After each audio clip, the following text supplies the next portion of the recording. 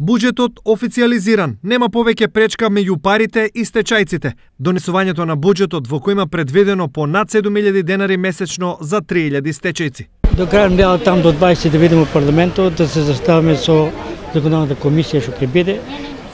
Важно е председателот подпиша го за буџетот, тоа е добро и очекуваме понатака да се решат работите. Идеме на добро, нема назад. За стечајците ова е конечно крај на сите нивни разочарувања и екзистенцијални проблеми. Па решавање проблемите на многу невработени кои ни криви ни должни се останати на улица поради тоа што поранешните власти и сегашните дозволиле некој да ги искраде фирмите. Првичната бројка на стечени работници во Штип се проценуваше на околу 200, но сега на список нив ги има околу 450. 17-18 години сме више без работа, значи за мене многу значи. А во сега тук што се изнапонија народот, тој се од приватните фирми изнапуштени, не знам што ќе испадне. Значи ово е претеризам сега што се напуни, до сега немаше стечајци, сега ово е претерано.